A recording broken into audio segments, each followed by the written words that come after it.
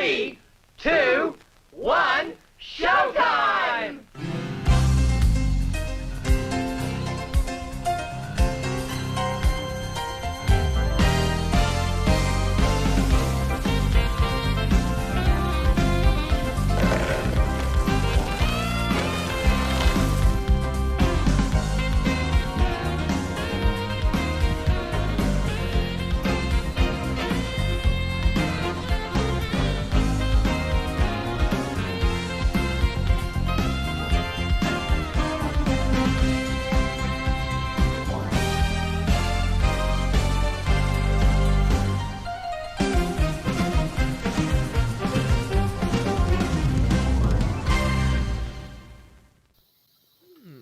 CO, hello, I'm Cade, and welcome to Double Feature Movie Club. This is a weekly show, where we talk about some movies we just watched that we randomly picked the week before, and sit and talk about what we liked about it, what we didn't, and just have some conversations along the way. This week, I am joined by Diane. Diane, how are you? Oh, I'm great. Well, I will be as soon as I finish this cocktail. Yes. Oh boy, our name tags are a little weird here. What's the cocktail? It's just straight Grey Goose on the rocks. See, I've already had one, so. But I did put some olives in there, and so yeah. That's it. It's just I'm a purist when it comes to vodka. I don't want any vermouth near it. I don't want it shaken. So a little ice and a little olive. That's good. That's good. Yeah, it's good. Yeah. So yeah. Anything special happened this weekend or anything? Did you do anything interesting? Well, let's see. I had a water leak in my house Thursday night and Friday morning. That was an interesting thing to deal with over the weekend. I learned a lot about how to turn off the water in your house and everything else. That was kind of fun. I had that. Learning experience. Yeah. Everyone should have to deal with that kind of stuff. Anyway, that was my big fun experience, I guess. And then yesterday I took Ollie to Mom's and had 2 tennis balls. And those ladies threw that tennis ball for a half hour. That dog ran down hallways, climbed underneath tables to get the ball and bring it back for him. So he created a lot of happiness for some ladies. That's good. Yeah, he loved it. That is fun. Yeah. Well, I know it's an exciting life I have. I think you probably did a little bit more than I did. I didn't do too much. I got a lot of different projects that I'm working on, so I'm constantly in editing mode and editing, and it's just like, oh boy, it's a lot. It's a lot that's still. I got an email yesterday from one of the. I don't think I've talked about this on here before, but we'll talk about it. So next month, hopefully, there'll be a little documentary coming out about cookie cutters, about the National Cookie Cutter Historical Museum out in Joplin. And I got an email from one of the people because Alex and I we recorded that a month ago, 2 months ago, I don't know, something. Yeah. Not 2 months ago probably. But and it they'll be like, is this coming, how's it coming along? When's it going to come out? And it's like, okay. I mean, the idea currently for my YouTube channel, for anyone who cares, is that there's going to be a big project a month. This last month was the Girl Scout cookies video, and then we have another cookies video coming out next month. So, big project every month. And then it's all about the cookies. It's all about the cookies. Hopefully, we put cookies aside for the future months. It's not going to be a cookie channel here, but just so happens we have 2 cookie-related things happening. I wish you had been with me yesterday because I went to the Claremore Dog Park.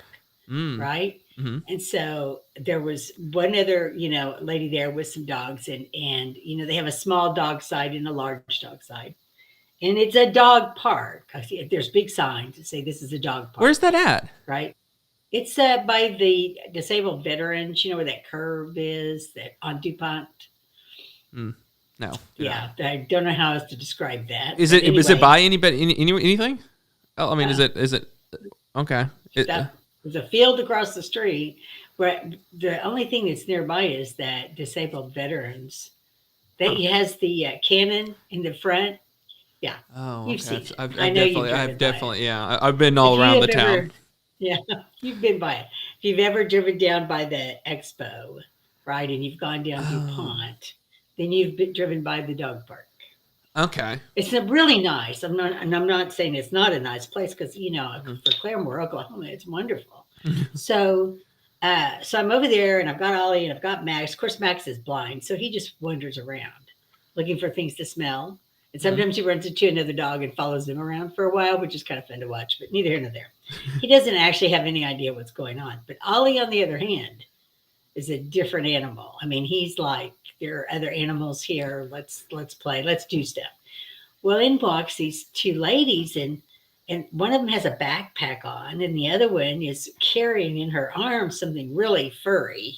And I'm thinking, I wonder what kind of dog that is.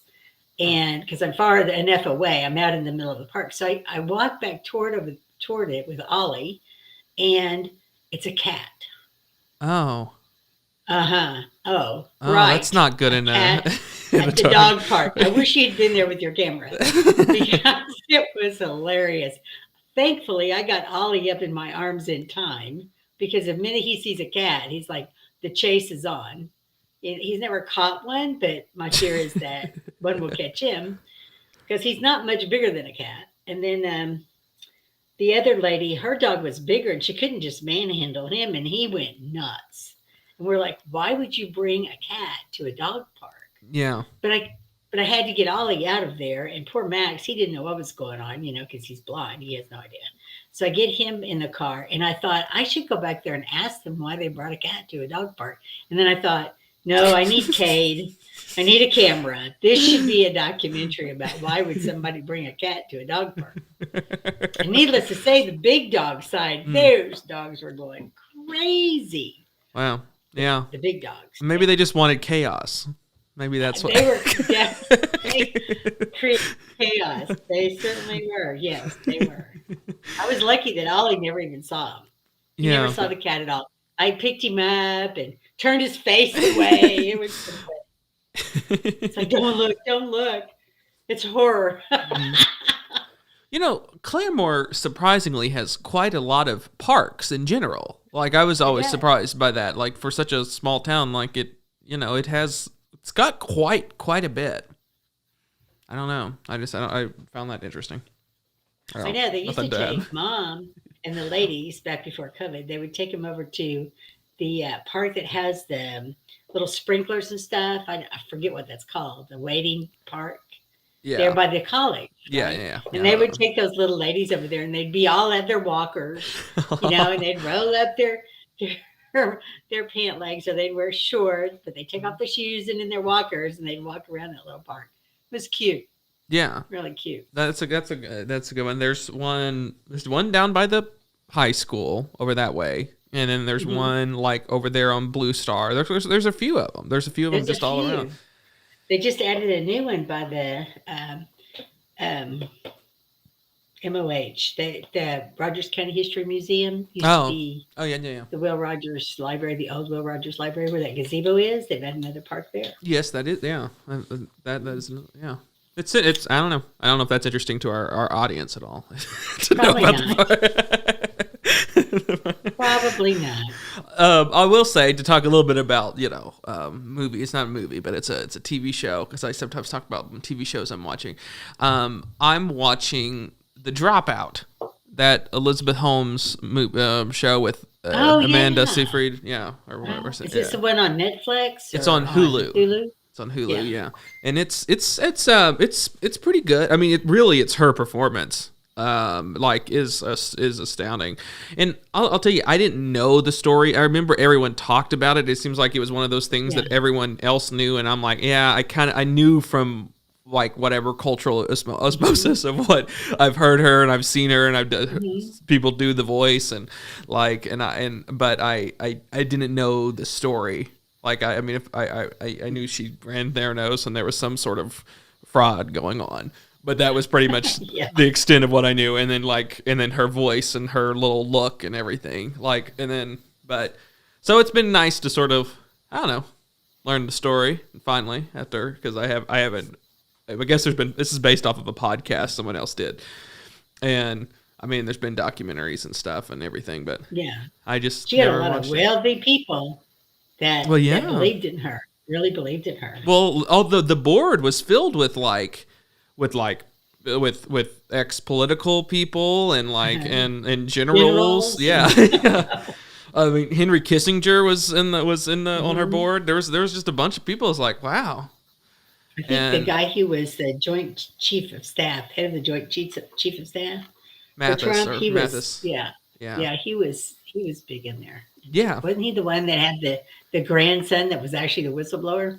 That was oh goodness, that was that lawyer guy. Yeah, he's played by Sam Waterston in this. I think that's his name, right? The guy Law and Order guy. Is that Sam Waterston? Yeah. Yeah, plays him. I don't remember what that guy's name. George. Yeah.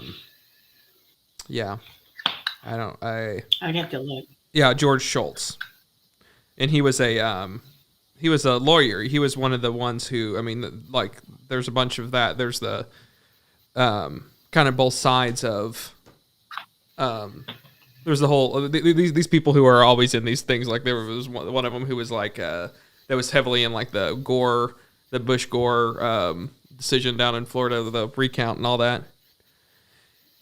There were several people involved. There's several people involved in that, but there's one involved, and then like that. Did you ever see that movie? Did you ever watch that movie from years ago, Recount, about that whole thing? I don't think so. That's a good one. I lived it. I was here for that. It's a good one. It's a Jay Roach, one of his political HBO movies, and I love those. I live for those movies. I love that. I've talked to you already, and you think I talked you into watching that one, the Game Change one about Sarah Palin and the McCain Yes, I Palin. did watch that. Did you watch Too Big to Fail? Too Big to Fail. He had William Hurt in it, and that sounds from I think so. Yeah, he was William Hurt played the Treasury Secretary for Bush at the time. Whenever the federal government was about to collapse. I also I did watch that. That was a good one. I was impressed with the casting on that one. Mm-hmm. They did a really good job with the casting on it. Yes, but I don't know that I've watched Recount. I might have. I mean, it's been 22 years now. Yeah. So could have happened, and I've forgotten by now. Yeah. Yeah. Well, I guess we'll jump in here. I think we've spent enough time pushing off the inevitable here. I was going to tell you, I did catch up on What About Mary? What was the name of that Pam series? I took Pam. What About Pam? Yeah. Oh my gosh. Yeah. It is so good. It is so good. I'm gonna have to watch it. Yeah. She is stellar in this. She is stellar. I have a list of these things about like when do the series end, so I can just I can pick it up as it's ending, so I don't have to sit there and wait and watch it live, because like that's where I'm at with like I jumped on too early for the Dropout. There's like 3 more episodes, and I'm like, it's 3 more weeks, and it's like and I'm already like caught up now, and it's like I try to plan it where like I start it when there's only like 2 more episodes, so I only have to like wait a day or 2 for the last one, and then I'm still part of the sort of conversation, I guess, if you will, but I don't have to wait the few weeks. I wish I had waited to start this one. I'm not sure how many episodes there are. I haven't looked, but I wish I had waited. Yeah, this is. I may have to rewatch it. Just her performance is. I mean, it's so unexpected of Renee. I mean, it's amazing how talented she is. I think you bring up a good point. Like these movies and these TV shows are so kind of. They're not like old TV shows where they're like episodic, where they're weekly and each thing's a different thing. They're all TV shows are now so interconnected, and you have to like almost have like recently watched the last one. And what's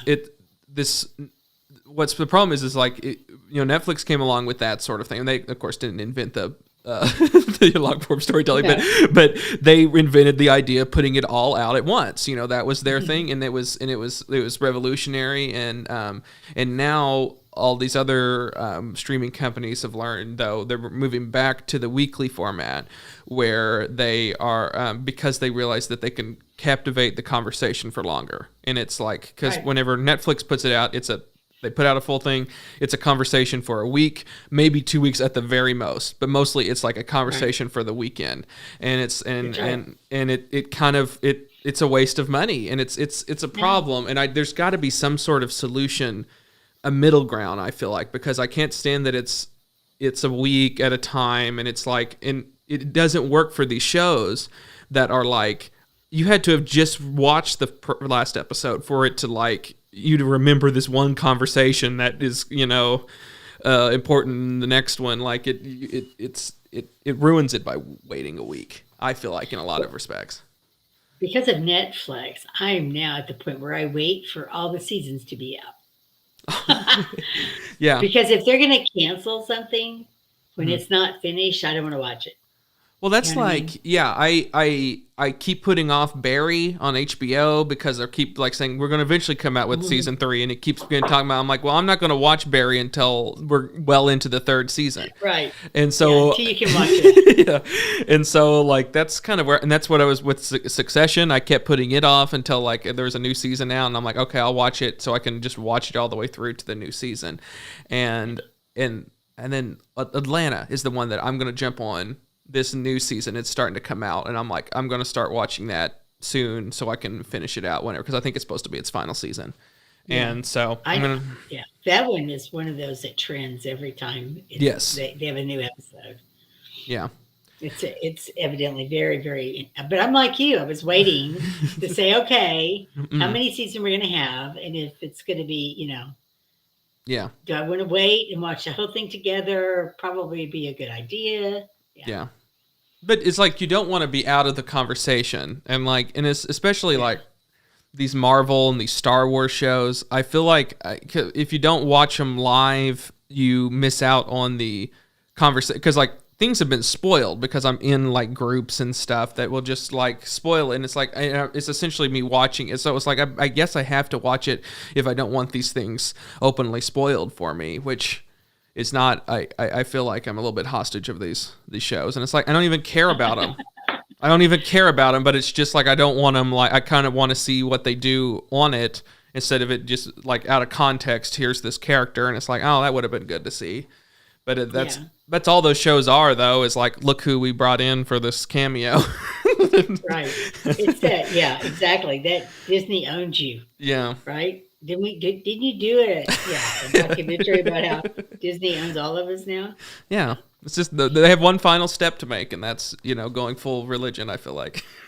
Yeah, that's true. That's true. And it could happen any moment, and people wouldn't bat an eye. Moment. You should talk to Alex about that. When he worked at a park, he could tell you what they've got going on down there. Yes, Yeah.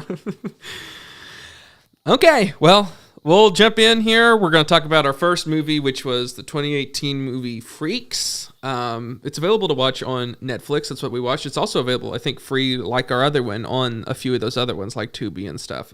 So you can watch it, and we're going to talk about it. We're probably going to spoil some things, but we'll let you know before we ever do that. So, okay. We're going to go to our feature presentation thing, and Diane's going to talk us through the basic plot of it on the other side of this. 5, 4.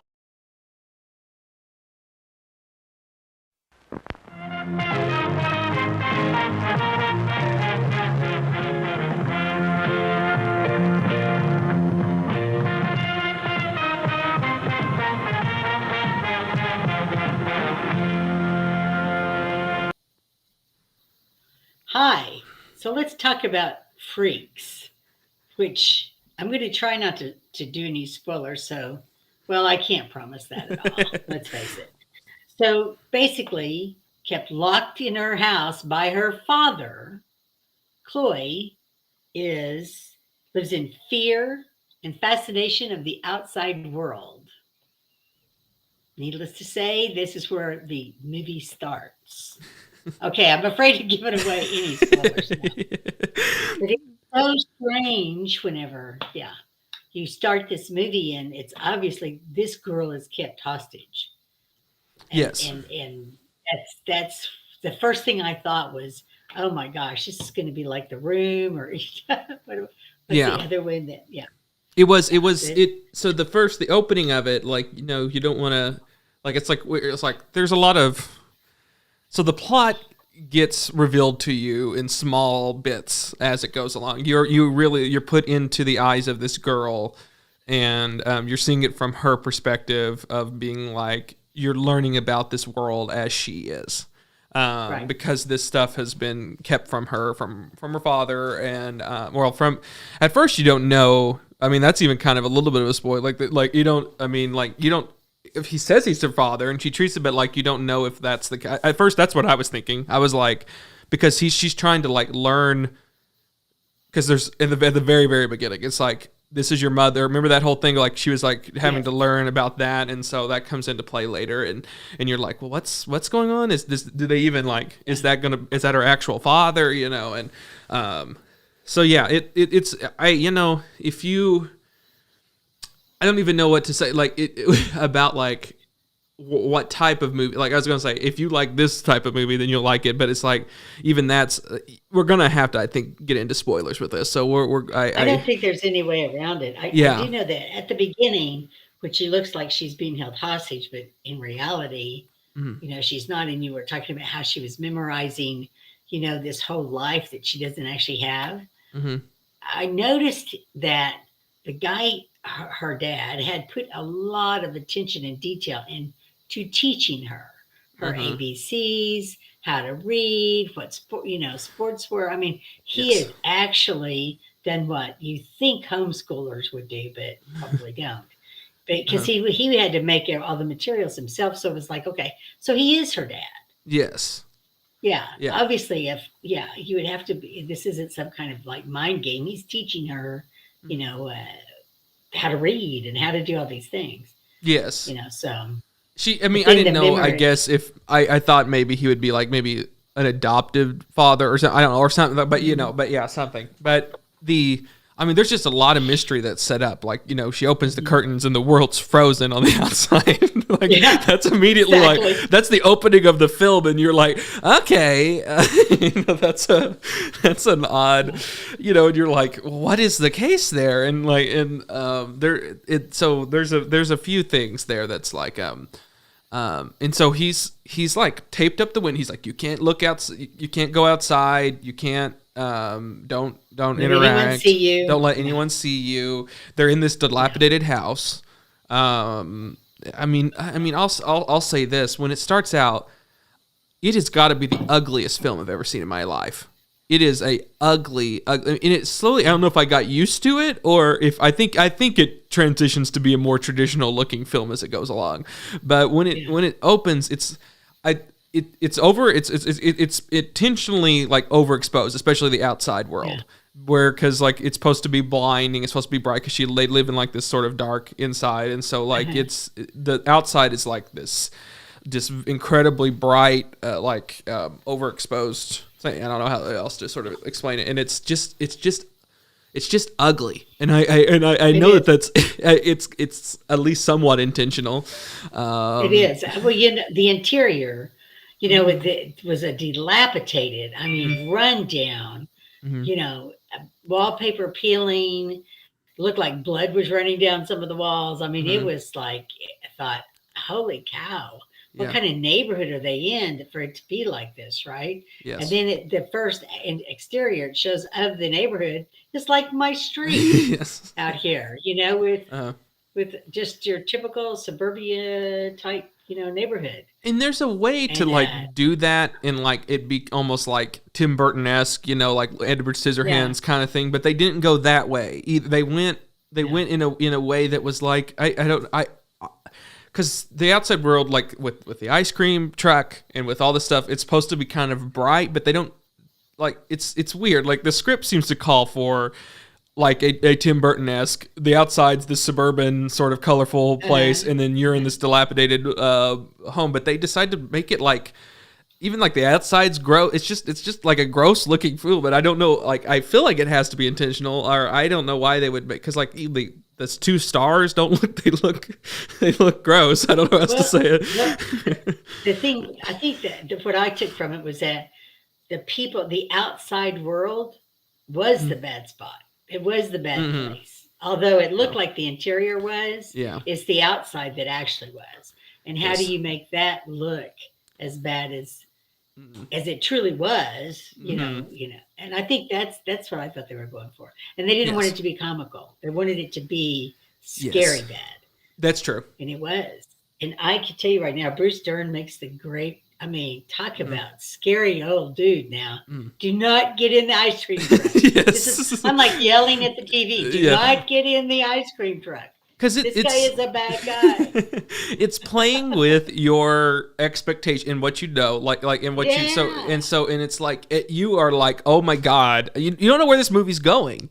You don't know where this movie's going with like, and I think that if there's anything with that, it's like it does that well. I do wish there's 2 things about this movie. So okay, it doesn't get interesting, I would say, until like this is one of my complaints about. Okay, so I'm going to step back a bit.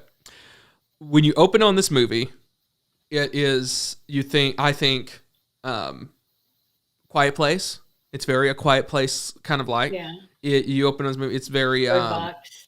Yes. It's very 10 Cloverfield Lane.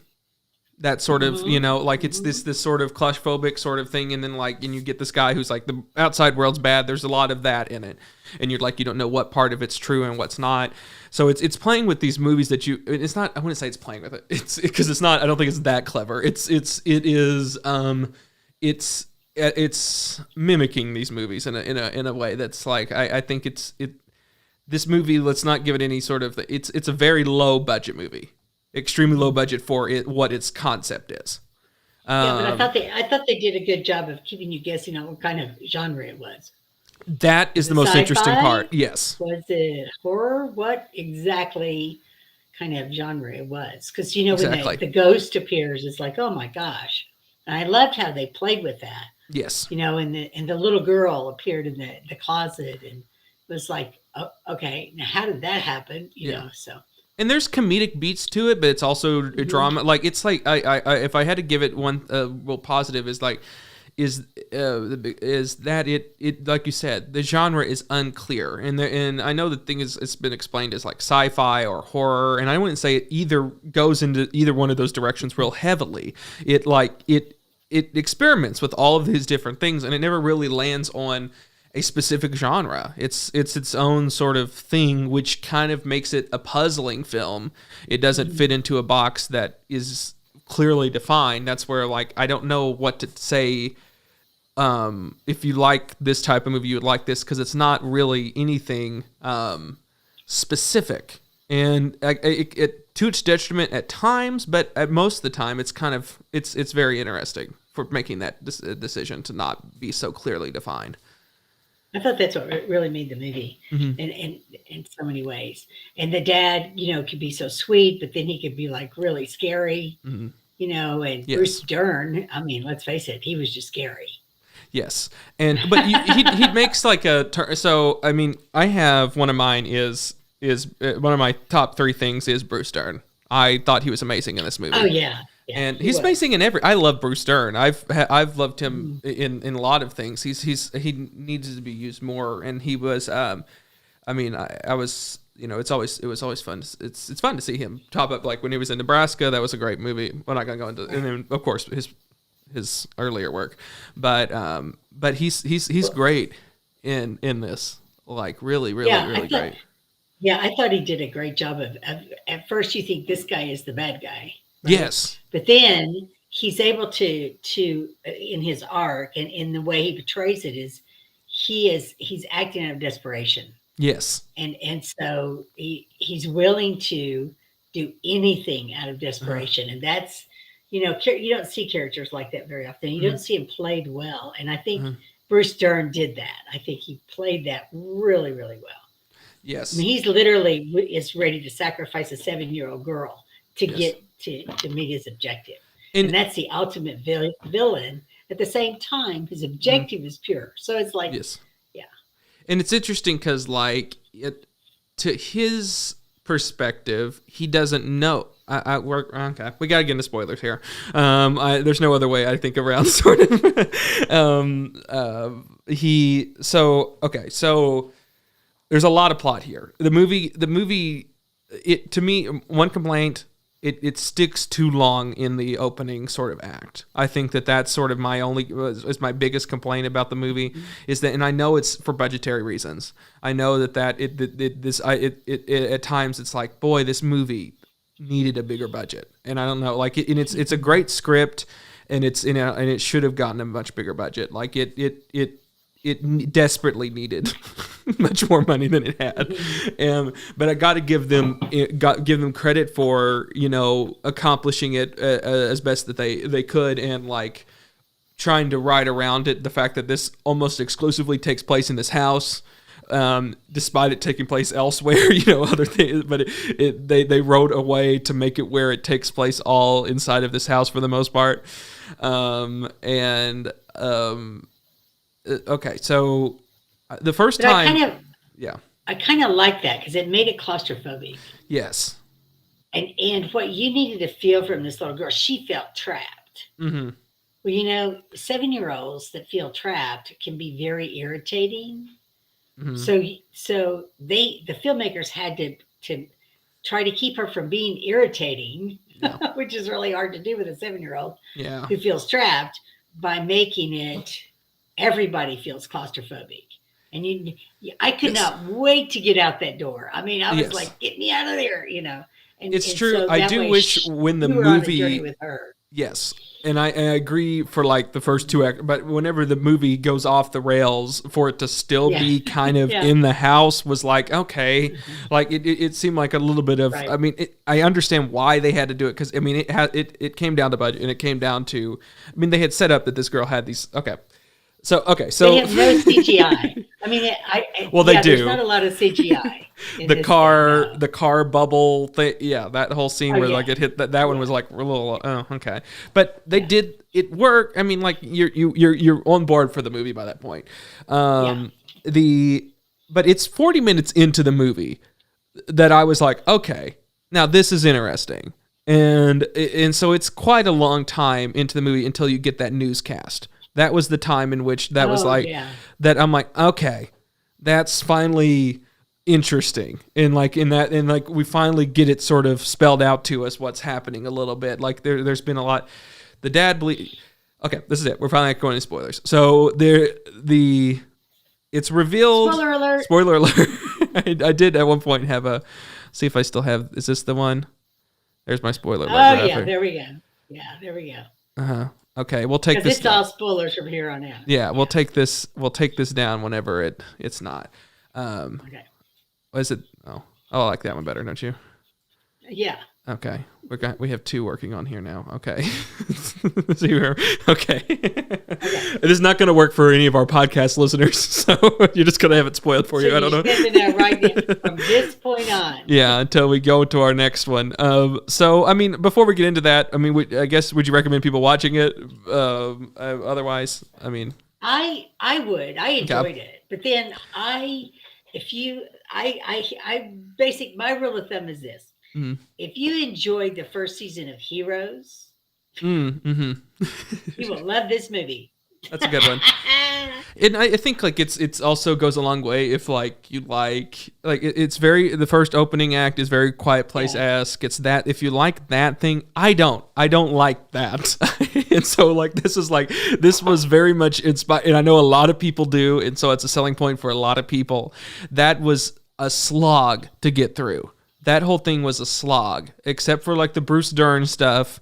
Except for it's essentially Bruce Dern is what saved this movie for me. The Quiet Place is one of those movies you really had to see at the theater. Yes, it didn't have the same effect if you're watching it at home. Yeah. And I have a feeling this Freaks might be kind of the same way. Although I enjoyed it. Mm-hmm. But this movie though, watch it. It's not a big budget movie. It's not. No. It's not like it when it probably. I mean, it has the sheen of a Netflix movie that appears in these things that are like, these never went to theaters, or maybe it did, but it definitely it shouldn't have. And it's like, it doesn't have the quality of that. It's that level. And compared against those movies, it's pretty good. It's pretty good, but compared against the whole, compared against the whole, Tomatoes. Yeah. Like that's what I'm saying. Compared against these other red box, low budget movies, this is amazing. But compared against compared against like the Hall of Cinema, this does not. No, I'm sorry, I can't get behind that. But okay. I got tired of people getting poked in the eye. Yeah. I really need that gag one time, and really I didn't need to see it again. So yeah, it kept happening. I guess because there was a thing in their thing. So okay, so. They have superpowers. It got people killed for sure. This is the spoiler alert. They have superpowers. It's like heroes. But somebody, and one of the things I read, it was like X-Men, but it wasn't like X-Men at all. No. Nobody was blue. Nobody had, I mean. I think it's like X-Men in the sense that they were like shunned from society. I think that's maybe the way how people kind of would get it, because like that's why it's called freaks, is that there's these people in the world that are. They have power. They have powers, and they say it grows generationally. That was a big deal. That like it starts out, and then like each generation, the kids get stronger, and they don't know how to deal with that sort of thing. And then like the newscast, when it's finally all sort of like you at that point, that these people have powers. That like her father has something, and then she has something, and then it's sort of revealed that with the newscast that apparently there was some sort of anniversary or something of this event that happened in Dallas where the city was destroyed in some sort of way because of these kids that had unchecked power. And which I would have loved to have seen that. Yes. Anyway, like that's a much more interesting. Yes, exactly.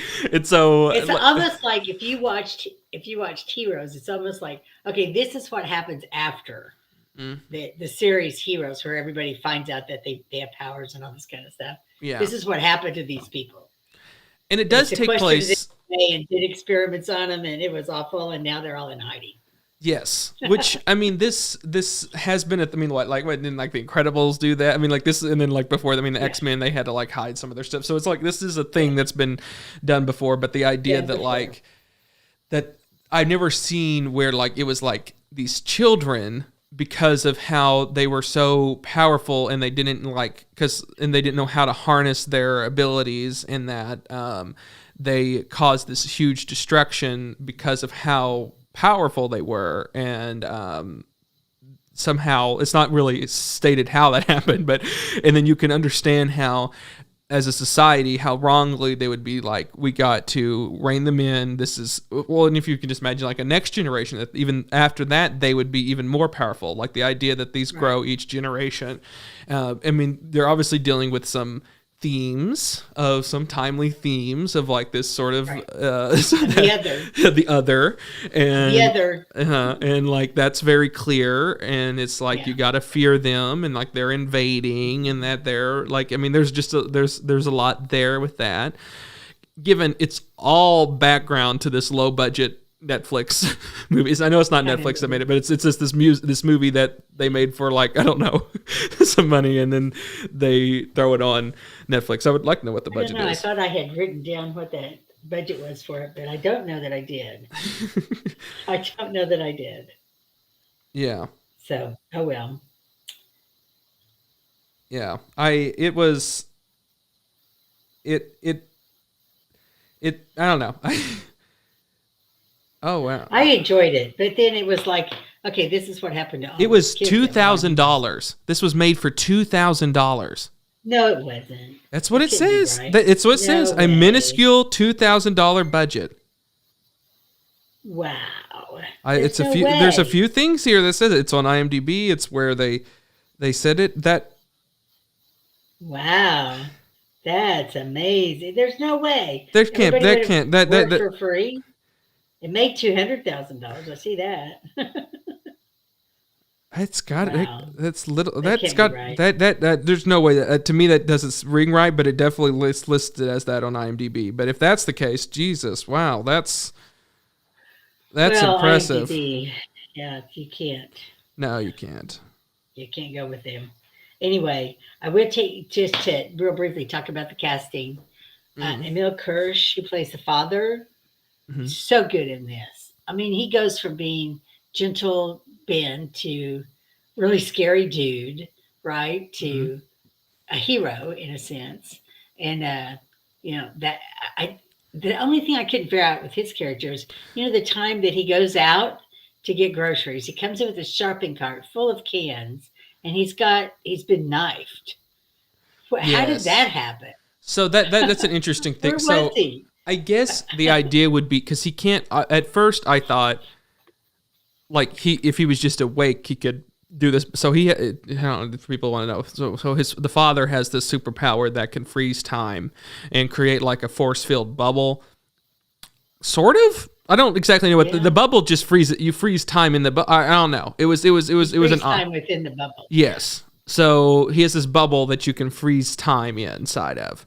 And it's all of their powers they can use them, but there's like a limit to them because it takes a lot of effort.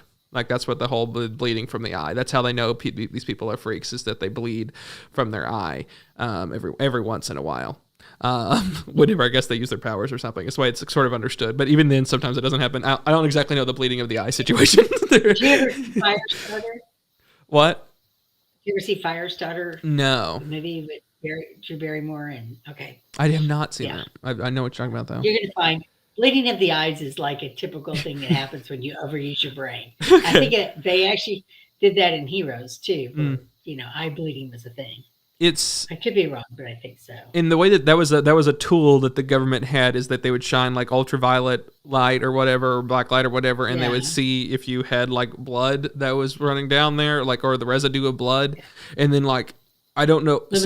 And then like Bruce Dern was the only person who came up with the brilliant idea of like, let's just put hydrogen peroxide to get it off of our face, and like he was the only person who came up with that idea. Well, he's really and truly the three of them, well, four by the end, were the only ones you actually saw. That's true. But you think that any person would know that, like it would, like, or that, I mean, I don't know. I guess it's very possible that people did know that. Yes, you're right. So they're in a time bubble. So that's the thing. In a time bubble. They're in a time bubble, and so the outside world is moving at a pace, and their time has stopped for them during the day. Like whenever the father's awake and he can use his powers, he puts them in a time bubble, and time passes. So they have aged 6 years, 7 years, or whatever for her whole life, and yet it's only been a few days on the outside world. At first, I thought it was the opposite. Like that was sort of a shock. No, the outside world had frozen it by 3 months had passed. Oh, really? That long? Okay. I think it was 3 months because her mother said you were only 3 months. Okay. How can that be? He actually froze time for the world when he was awake. So over the course of 7 years, every time he slept, it would move forward. That was pretty freaky. Yes. Right there. That was amazing. Mm-hmm. I always thought he was freezing time in the house. Yes. Initially. And then I realized that he's not. He's freezing time everywhere else. And because that's what I was sort of thinking, is I was under the impression that perhaps time had moved quicker on the outside world. Like that was my initial thought, was that like they had only aged 7 years, but the idea was that they had moved past that significantly on the outside world, which also been interesting, but you wouldn't have been able to have the mother storyline and all that. So there's all this other stuff about her being able to transport this mother in these different and go inside of these different places, because she has like 80 billion superpowers. Well, right? She has the ability to. Well, both her parents had them, and then she inherited them, and then so yeah. She had. I think that storyline happened on Heroes too. I'm gonna have to look. This thing really got really close. I mean, yeah. But whenever one of my three, I don't know if people are that interested in the plot of it. So one of my other three is, I love that scene. Not the first scene, but the first scene where they kind of communicate long term between the daughter and the mother. That scene was great. where they have this heart to heart, and she thinks that she is like losing, and she thinks that they're like playing mind games on. So the mother is locked under a facility in this bunker in this mountain that all these people are in, and they're doing experiments on her or whatever. They think her father, the girl's father, and this lady's husband thinks that she's dead. They did something. Some of this stuff's very unclear. They did something I think they were doing something. I don't know. Her and Bruce Dern, which is her father, were doing something that caused her to get captured and assumed dead, but she turns out not to be. Anyway, so she's communicating with her daughter, and it's in the daughter's upstairs closet in her bedroom, but she's able to like telepathically somehow link up to there because she can like connect with people and see them across time, across space. And so she's talking to this mother, and you sort of assume that you assume that this is taking place initially way in the past. You assume that like she's somehow connecting with her mother in the past. But of course, you learn later that's not the case. But so the mom's sitting there. She had seen her child like essentially a newborn, like she was like just in and it's sort of hinted at that perhaps she was fighting for her daughter. So I mean, like that's me maybe reading into it a bit, like for a world where her daughter could exist in, but because they were rounding up kids, they were killing the kids. That was the plot of the movie. Again, on the outside that you hear about, not ever see. There's a lot to explain just to get to the point of she's talking with her mother who's on this locked in this cell, and the mother thinks that the daughter is a hallucination or something, or like she's losing her mind, or that the people at the government are playing tricks on her. But eventually she believes that is her daughter, and they're able to communicate. And like, it's a beautiful scene because the daughter, all she ever wanted was a mother. That's the whole point of the film. All she ever wanted was a mother.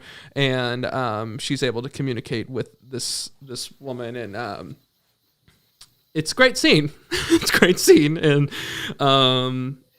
it's a powerful scene. I like that scene a lot.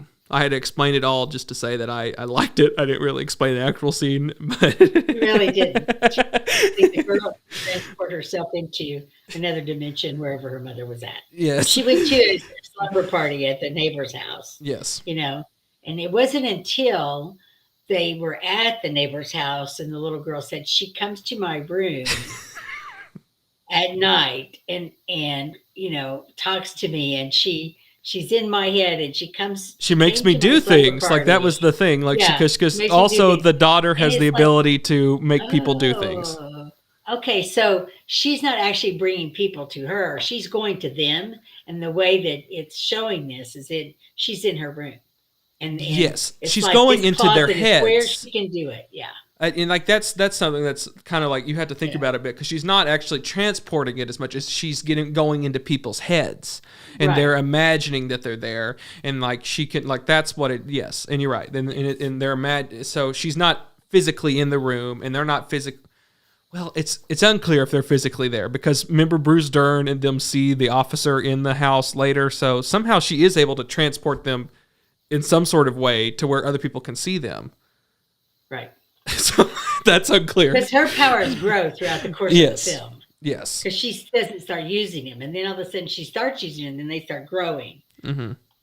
And that's how it manifests itself. Anyway, I would give, like I said, the casting on this I thought was really good. The little girl was great. She was great. Mm-hmm. And, and I don't like child actors all that much, and but she was really good. Mm-hmm. Yeah. And Grace Park from what's it, Galactica? Golly. Yeah. This is one of Jennifer's favorite TV series. I think I only watched the first season.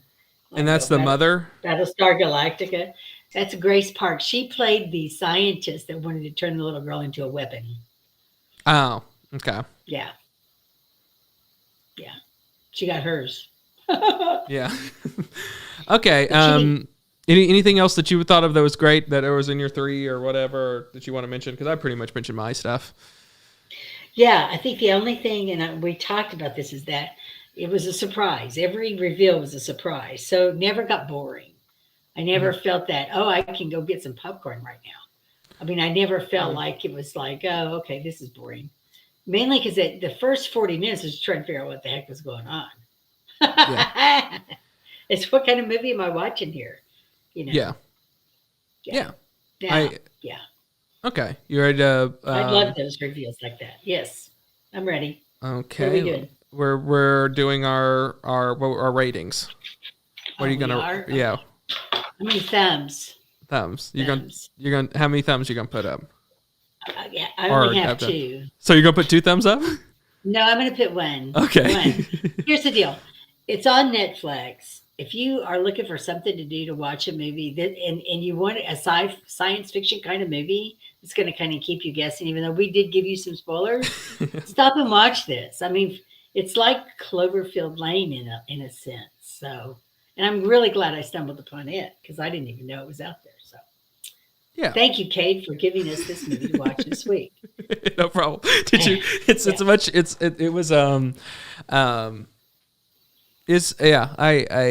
I think initially I was a little bit harsher on this. I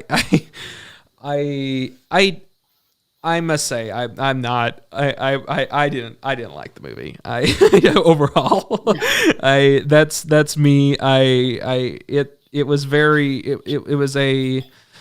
It was a tell movie. It was like, hey, we were told everything through other people saying stuff. And I know it's not, you can't blame the movie for being such a low budget, but at the same time, don't make the movie.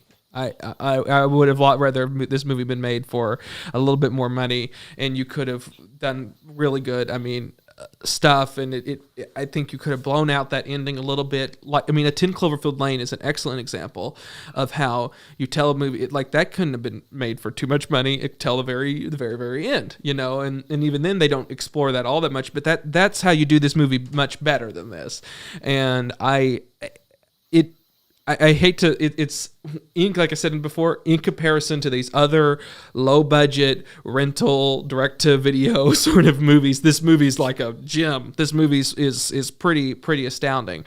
But in comparison to just films and other films that we've seen in this, like I don't think it's as good. I'm giving this the shrug emoji. Just get a shrug on it, huh? I thought they did a whole lot with a really, really small budget. If it really truly was $2,000, holy cow! Yes, they did a lot with it. I can't imagine. It's what it says on the thing, but like you said, you can't believe all that. I mean, it's if that's the case, it's extraordinary. But like, make a small drama. I don't know, like make like a family, like so. I mean, like don't boring.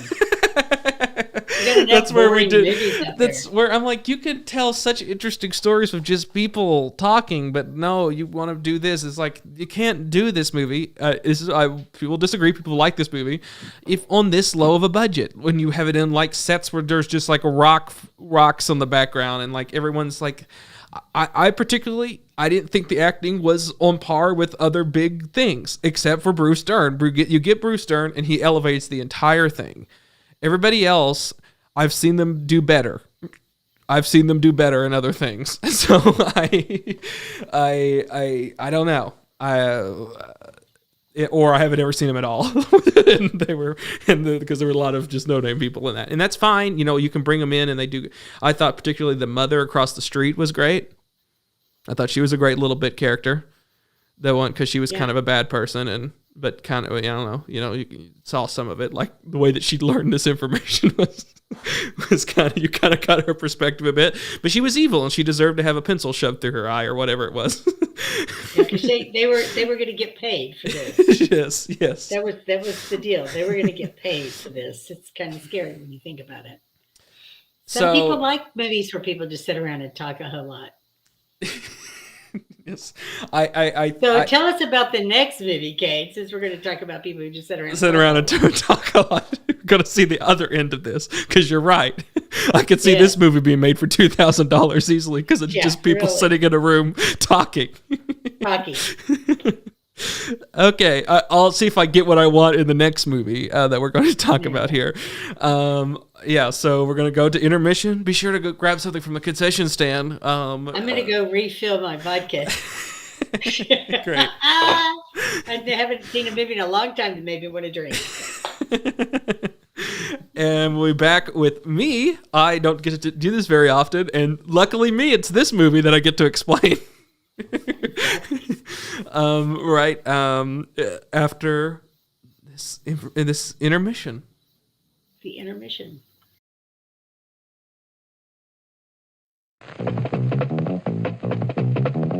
Good evening, ladies and gentlemen. It's intermission time. All these delicious treats are waiting for you at the refreshment stand. Delicious fresh popcorn, ice-cold cola, and candy you know and love. They're all ready for you now, so you won't have to miss any of the feature. Come and get them. And now, on with the show.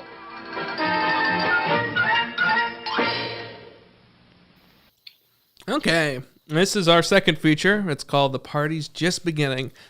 Karen Gillan, as you can see by the poster next to me, if you're watching us on the YouTube thing, she wrote, directed, and starred in this movie. She plays the character. Oh boy, it's a Scottish name. I think it's Lucent or I thought they were saying Lucy the entire time, but it's spelled. Well, I thought they were calling her Lucy. Is it like a nickname? Okay, it's possible that's the case. But when I put on the subtitles, it always said, because I had to do that sometimes with the Scottish, they all said that they were saying Lucent or every time. Whenever I'm like, it sure seems like that they're just calling her Lucy for short. But yeah. Anyways, so that's her character's name. And she's a 24-year-old woman. She's from Inverness, Scotland. That's where this movie takes place. Inverness. Yeah. Inverness. Thank you. She spends most of her days at like this dead-end job where she works at like a cheese counter at a supermarket, like where people can order cheeses and stuff or get cheeses and stuff. And then she spends her evening. She's binge drinking and she's having casual sex. And the whole thing. This is a tough movie. This is not we can't, there's some things that we also, I probably should have prepped you on this, we probably cannot say on YouTube and stuff like that. So there are some things. So she's reaching the anniversary of the 1 year anniversary of the date that her best friend, how do I phrase that? Committed suicide? Yeah, which, I mean, that's probably one of the words that we cannot probably say too often on here.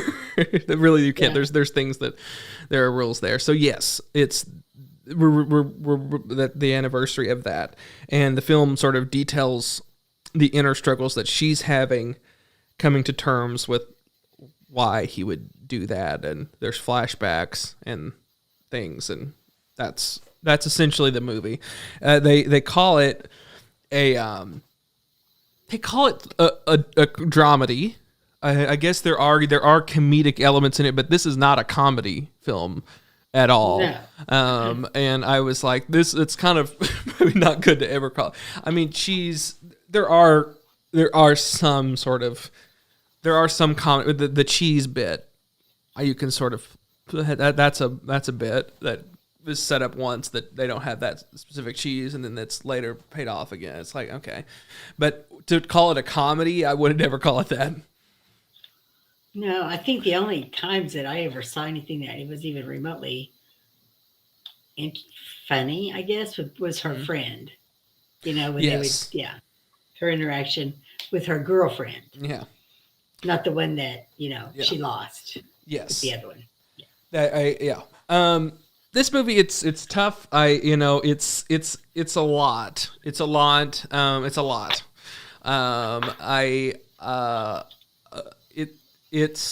It's one of those things that, like, so I mean, I'm a filmmaker. I made films. This reminds me a lot of, and it's from a personal experience, of like a first time filmmaker's film. And this very much is and it's something that they sort of, I mean, I didn't do film school, but it's something that they say, you don't there's a lot of things that's like, okay, you would hope you learn not to do that sort of thing, and you learn that like perhaps you shouldn't tell a story that's essentially just, you know, like it's watching someone who thinks they're like, I think you said that before, is like their life is more interesting than, it's not a film. This has got to be adapted in some sort of way that's interesting, and it hits a lot of these hallmarks and these things that are like elements of a first-time filmmaker's thing, you know, of it deals with suicide. That's a thing that's in it and that's all a lot of first-time filmmakers and a lot of these student films. That's a part of it. You have a character who the main character is depressed. That's almost all of these movies, and that you sort of learn not to sort of make a thing about that because there's so many movies that do that. My first. I haven't talked about this too much, but before I was going to do Ribbon, my first screenplay, it reminds me a lot of that. And there's elements of it because it's like dealing with grief. You deal with like a loss of someone important in a thing, and it's sort of coming to terms with that in your early life, and it's like it's important. It's something that like I think a lot of young people can see, but like the way that it's sort of told is like it's not all that interesting, and it's not all that something that like I don't know. It obviously I don't think connected with a lot of people because it didn't do that well, but it because it's not told in the most interesting way. I don't know if I'm explaining that well enough, but yeah. I think you're right. I think there's a point where other people's life is not that interesting. Mm-hmm. And I feel for what she went through. I think if you're a human being, you will or have gone through something similar. Mm-hmm. And this is just her way of showing this is how she reacted to what had happened to her when it really wasn't her that it happened to. Now that you're getting into something that's very interesting. Like this almost isn't her story to tell in some respects. Yeah. And that's where I was like, okay, I mean, given it probably wouldn't have been good if she would told his story either, or her friend's story either, because like I mean that would be her guessing what was going on. But it's like this should be Alistair's story or her friend's story. Like that shouldn't be your story. I mean, given like you don't know how much is real, but you get from the movie that this comes from a real place. Like you get from the movie that like. And like that part is good, and it's like I'm glad that she had that and she did that. I do think though that this could have been told differently and not from a like here's my perspective on this sort of thing, and it was awful for me, and it's like, well, it sounds like it's more awful for the other people in all of these situations. Yeah. Like every single person that's in this almost exclusively had it just as bad or as worse than you. Yeah. And so but we get that this is about you and this movie is about you, so therefore we've got to make this about you. I think there's some things that when you're young you can relate to this, or really at any age, especially because I can remember people saying, well, you'll be fine once you have a boyfriend, you just need a boyfriend, yes. That kind of thing, and she hears that a lot. Yes. That kind of thing. But at the same time, I don't know anyone who had reacted to losing someone that close to her exactly the way she did. Yeah. You know what I mean? I mean, she really went there. I mean, as far as, I can understand the depression I understand the anger. Mm-hmm. I can understand some of the self-destructiveness, but not all of that. Yeah. Or in the way that like she did it. Like that was, yeah. And because it would not really set up like, what, I didn't get a feeling of what her life was before this happened. I felt like you understood her friendship with this person, but like what was she doing this beforehand? Was she going out to all these? I assumed like she was going out. It sounded like it to me. Yeah, it sounded like it. She was just a partier. Yeah, and but was she doing that with Alistair? We needed some scenes where we only had one scene with her and Alistair and her girlfriend, like that was right. There was only the one scene, and then she left. Yeah. And like it was, that was also bizarre. Like I felt like I needed to understand their friendship a little bit more to sort of, and what you get is like so bare bones, and so like here's one scene where you get this bit about Alistair, and it's like, okay, I don't. Again, it's. And then she's like angry. It's very odd, and it's like I still don't think that she was the right person for, or like to have, or maybe it should have been her like exploring. My nature is to try to fix these things that I have problems with, and it's like there's so many things in this movie that I'm like, this could have. At one point, I don't know if this movie should have been made.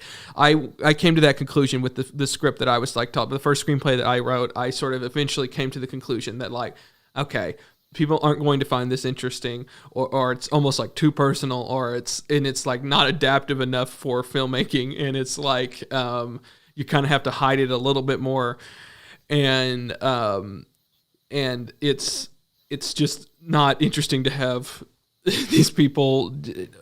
It doesn't work as a film, and there's no way in it that it's and I'm so glad that I guess I'm not Karen Gillan, where I'm famous and I can get it greenlit and people can just be like, oh, this is great, let's do it now, because I would have done it, and then it would have been a film, and it would have been like, why did I do that? And it's still like I'm glad on the other end of that movie was never made. There's parts of it I really do enjoy and I really like, but I think that I'm glad that Ribbon was my first film instead of that. At the end of the day. 30 minutes into it, I was like, how in the heck did this get made? Who said this would be okay? And of course, I didn't recognize her initially because my Doctor Who days were before yes, her Doctor Who days. And then I realized she was Nebula, and I was like, oh, well, that's where she got the money to do it. Mm-hmm. That's for sure. And that's probably where she got the clout to make this. And it was nominated for Best Picture as a Scottish BAFTA. Yeah, BAFTA. Okay. So it was nominated. So maybe from that country's perspective, this story is means more. Because evidently in Scotland, they have an issue with suicide rates and, several other things. So I agree. Because like that was like, they treat this like that is like an epidemic. An epidemic. Yeah. Like this is like some like, I don't know, because there are examples of places that have like the very high suicide rates, and so but I don't know. Is Northern Scotland a place where that happens often? I don't know. Because they're like way up in North Scotland. And that is the impression. Like, because like either this happens just and it's just everyone's dealing with it, or she's like a magnet to this sort of behavior, because it is constant. It's not. It's like it's her friend. It's the guy across the street, right? Like that. Like I couldn't tell if that was like a thing that happened or she was imagining it, but it definitely happened, right? Like that. I don't know. I thought it would really happened, and then I thought, well. Then I thought, no, she's imagining. And then I thought, no, it's real, because they had sirens and flashing lights. Yes, yeah. Yeah, and then later you see the spouse of this person, sitting there by herself.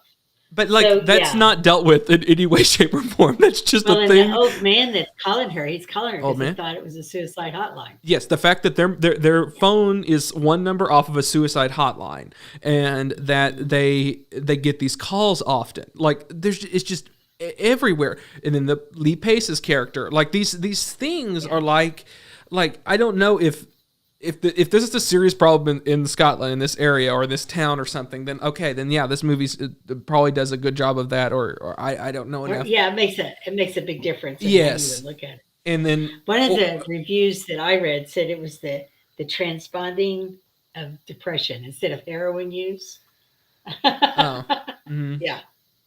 It was pretty depressing. I said, I have not seen a movie that made me want to drink in a long time, but that one did. Yeah. I wrote down that again, I wrote down that this internal sort of debate, and this was something that again, with my first screenplay, like when you have a character that's dealing with so much internal stuff and everything, I give the film credit for not going narration. I give the film credit for that because there are so many movies that like these first time filmmakers that do narration to get inside this character's mind. And so I give it a huge amount of credit. I don't know if that was ever in the scripting or if someone told them not to, or if they smartly decided against that. Bravo for not doing narration. But this would have been a much better like short story or book or something if you're going to deal with an internal problem with this character where she's going through mental, like you kind of get it, like she's going, this is me putting into this film what it's thing. I think she's going through these memories and trying to get why, or trying to rationalize that, and going through all, and so each of these scenes sort of take place, like it's unclear sometimes when these sort of things are, and so there's flashbacks and it cuts to that, and then it cuts to the present day, and then it cuts to like it's all these scenes where like two people are just talking. That's the whole movie, is like it's just all these different scenes where her and somebody else is talking. In fact, if there's ever a third person in the scene, they quickly go out of the way so she can talk to just one-on-one with another person. Yeah. So it's all one-on-one conversations with people, and it. What was the point of what I was trying to say? This would be a much better book if you're going to deal, because a lot of it's just her, or it's just her. There's also a lot of just scenes where it's just her, and like where you can get clued on, because books are much better for what's going on in somebody's mind. Movies are much better for action, what people are doing. And then plays are better for people having conversations. Given I do love movies that are just people talking. Aaron Sorkin's my favorite writer. I love movies that are just talking, and TV shows that are just talking. But I'm good with that if they have a point. If they have a point, yes. Or there's like the a West plot. Wing. I love that series. And that's just people talking. Yes. But there's a point to the conversation that they're having. Yes. I think in her case, there was never a point yes. to her conversations. It was just, how can I be self-destructive? And because woe is me, I've lost my best friend. That, oh, by the way, I never established in this movie that we were really and truly best friends, other than I told you that. Yes. I never saw, even in the scenes where they're together in the flashbacks, there's not a closeness to them. Yes, I would agree. That was a chemistry complete between failure. those two actors. Yes. There really is no chemistry there. But the movie does have the great Lee Pace. And boy, is he wasted in this too. Oh my gosh, so wasted. And there's a few. So like to me, I Lee Pace I guess is great. I don't know. I haven't. You say he's. I haven't seen, like you said, Pushing Daisies or any of these other things that I've seen very little in things. But to me, plot one. My first fix for this film, if I was sent this thing, number one fix would be eliminate either the Lee Pace scenes or eliminate the phone caller scenes. Those are both repeating the exact same beats and everything that's needed, and but neither one of them are given enough time to fully blossom. And I think the phone call scenes are much better. With the caller, I think that works much better. That's like almost the heart of the film, and yet it's not given that. Explore that relationship more. Have her go out to Christmas with this guy, to his family or whatever. Have her meet this person. Yeah. You're not going to fix this film. So that would be the first thing. Ditch the Lee Pace scenes. Explore this relationship with this phone caller a little bit more. Have that be the root of the film, of her dealing with this trauma, this past trauma, while also trying to help this guy. And they're both alone. They all both get it. He's dealing with the death of her, with his spouse, and she's dealing with the death of her friend, and she's trying to help him throughout this process. That works. That's a much more solid thing. I want to explore the mother and the father. What's her family like? So she had to move back in with her family, right? Like that's never said, but that's pretty much. That's what happened in the time after her friend, because she was living with her friend, right? That's the idea. I don't think so. Okay, she was visiting. I don't think she was living with him. His dad was a heroin addict, and it didn't look like when she witnessed that, that she was living there, she was just visiting him. She lived with her parents. So she just came over there. Okay, so she lived with her, but she never left. Okay. That was when I was like, okay, that And makes a little bit more obviously, sense. They had communication issues, like Yes. many parents have. And that Her was mom had a problem, but that should have been explored more. Whatever. This movie is a waste of time. But getting back to Lee Pace, if you have the chance and can watch the series *Halt and Catch Fire*. I've heard good things about that. Of it, but 1 and 2 would be, well, I don't know. They retool it, right? The first Awkward. isn't that the one that they retool? Like that's well known. Like the first season, like completely changed. The second season, like they picked different. Like it was a move. It was a. I might be wrong here, but I thought that was the whole thing. Yeah, that the first season was a different story, and they decided to focus in on different characters in the second season. They completely retooled it in the second season. I might be confusing with something else then. Okay, Yeah, I might I be didn't confusing get it with that. something else then. But is that not If the you get a one? chance. It's Yeah, about go ahead. it's about programmers, right? Am I crazy? Is this the right thing? It is a storytelling of the personal computer. Yeah. Laptop, when the personal computer starts off, it's about to catch fire, and these people, before IBM corners the market on it, they're Okay. trying to jump on it, and it's really it's a drama, and it's really a character driven plot. The whole thing is a character driven plot. It's the whole deal about the computers and yada yada yada, the fact that they're in Dallas, all that is just the setting around it. It's about these characters, and I think you would really enjoy it. Yeah, I've heard good things about it. I need to check that out. You do need to add that to your list. It has Mackenzie Davis in it and Scoot McNairy. Lee Pace though is really good in it. I think he's never, you can't watch him in a Marvel movie or even in the Lord of the Rings movies and see, what kind of actor he is. Those are, they're superhero things. But yeah, and this one. I loved him in Pushing Daisies, but that was really was more the concept of the series that I enjoyed the most. Was just so different than anything else. It was pre-zombie days with a zombie, and then *Halt and Catch Fire* though it's a dramatic retelling of events around the launching of personal computers, and the entire cast they're just excellent. I don't know if it ever won anything. I didn't look at that part, but Yeah. it's got an 8.4 on IMDb. Not too many series can hold that kind of mark. Cool. Yeah, I'll definitely check it out. Anyway, About this thing that we had to talk about. Did you have? But before you jump into that, was there any top 3 things that you had?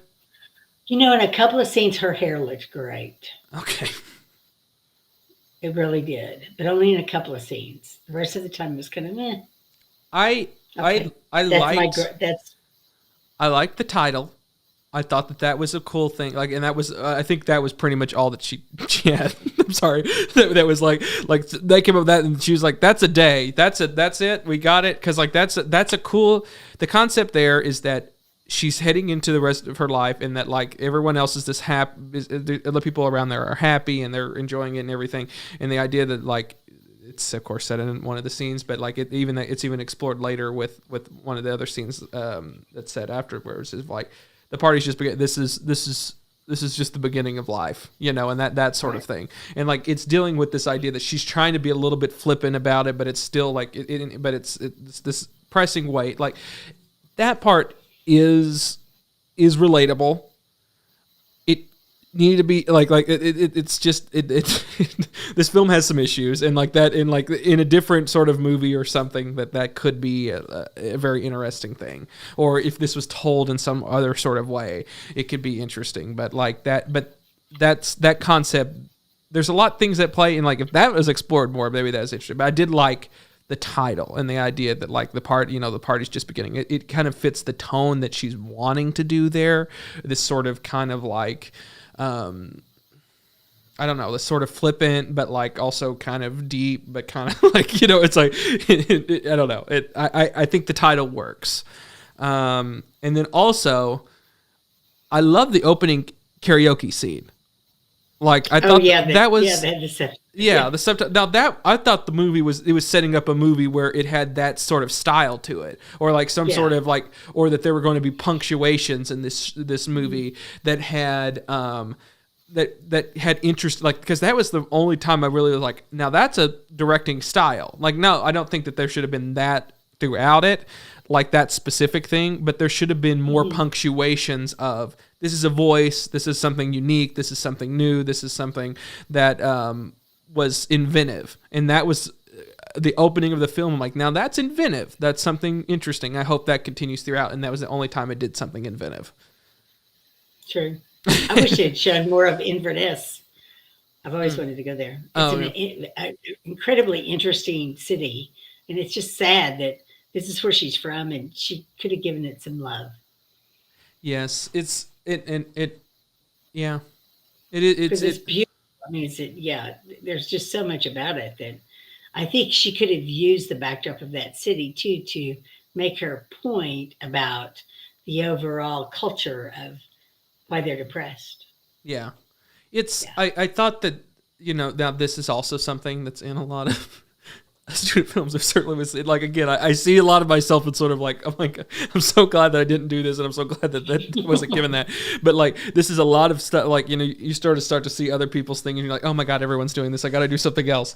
And that was something, this repetition, like that's in a lot of but it was cool. I like it a lot, but everyone does it, and it's this idea that like we're repeating the same shots, and I get the point. The point is that she lives this recurring life, and that everything's sort of the same, and that she goes like, there's just shots that are repeated. I liked it, but like I said, it's been done to death. I like the docking scene where like they're in that docking bay, this abandoned warehouse. Like that shot was repeated throughout. There was a lot of shots. Then it's like the idea is that stuff's repeating, but it's been done to death at this point. I think we could maybe retire that as like a trope, which is sad because I think it's a useful trope, but it's a trope. Yeah. Okay. It makes you want to turn off the TV when you're watching this movie. I've seen that. Yes. The least interesting thing in the world. Okay, Diane, what are you going to give this? 2 thumbs down. 2 thumbs down. Don't waste your time. I'm going to give it this. Don't waste your time. I think that, you know, I guess I always have to be a contrarian just because I do think that there is some interesting things, but I do think that it's a hard one to criticize because you're put in a situation where it seems like you're criticizing the stuff that happens, or you're criticizing the subject matter, and it's like, no, we're not. We're criticizing using that in a movie that's subpar, and that shouldn't be the case.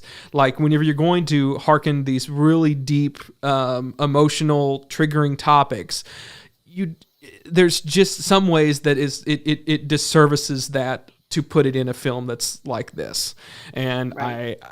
And maybe that's harsh, maybe that's a little bit harsh because I don't think this is an awful movie. At the end of the day, I give it the exact same rating as the last movie. It's a shrug. I did not care for either one of these movies.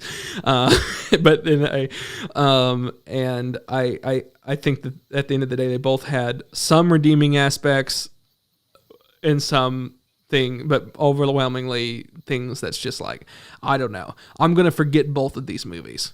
I'm going to work hard at that. Yeah. I'm already like, oh yeah, that happened. Oh yeah, this sort of thing happened. Both of them, I found them to be a chore to watch at times. This one, I liked the phone call scenes with the old man. I thought that those were fun, or not fun. Those were not fun. But they were good. I guess I would say they were entertaining. Those were well written. He was the most interesting character, and you never saw him. Yes, you never saw him, and it's he was the only one that actually emoted. That he actually had emotion to him. You could feel him. Yes, he's the only character in the entire movie that really made you feel for him.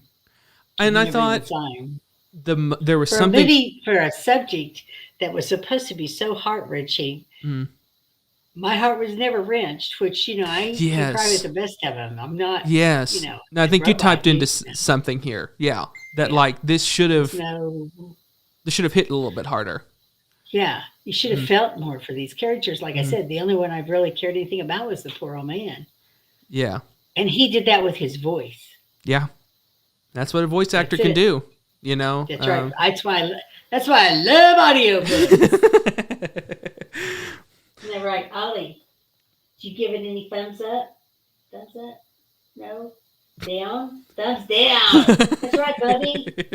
It's a thumbs down, isn't it? Yep, he's weighing us down. It's scratching. It's a scratch. It's scratching. I got a scratch. Is it a scratch? Yeah. Great. We're going to go into now preview time, in which we preview we're going to randomly decide what our next movies are. So see you on the other side of this preview time.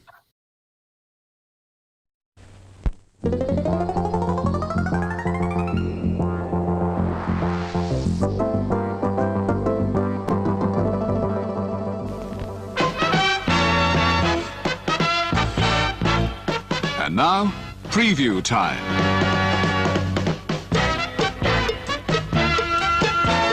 When it comes to entertainment, you can't beat a good film. So let's take a look at what's coming your way. Okay. When it comes to entertainment, you just can't beat a good film. Okay. I love that as well. Diane is going to start being the I don't know if that was clear. I guess we don't need to announce that here, but I'll go ahead and announce it. She'll be the feature one starting from now on, so that then I'll be feature two, or if we have a guest person on here, they'll be feature two. That's how it's going to work from now on, since Diane has moved up to be a permanent resident here at Double Feature Movie Club. How do you like that? Well, when you bought me the camera, I figured I better do something right about it. Yes, because I'm sure people really want to tune in to hear what a 60-something-year-old woman thinks about the movies. I think so. I think that they do. I'm sure. Well, I like hearing it. I like to be entertained. Mm. And I thought about making my ratings, how many popcorns, that you would, but I think I want to change it to drinks. How many drinks did it take to go through this movie? Because I think that's more fitting. Yeah. Or you could give it some sort of you rate it some sort of alcoholic beverage, like a specific one, like one that you don't like. Yeah. Or you could do it 3 whatever, But I mean, it could 3 whiskey sours. Yes. Okay, I could do that too. Yeah. And you didn't take all those. I guess you could have the drink emojis. I'll give you all the drink emojis. That would be good. Yeah. So I think there's a few of those. One too, just in case there's a wedding thing going on. Okay, great. I guess formally I'll give you all of the drink emojis. That's a big get right there. I think people should know if they should drink during a movie. I think that's important. Yeah. There's quite a few. There's coffee, there's tea, there's milk. I mean, it's all the ones. And then there's obviously a lot of, like you said, champagne and wine. A lot of different ones. Yeah. I know there's a whiskey sour. Mm-hmm. They said, we said.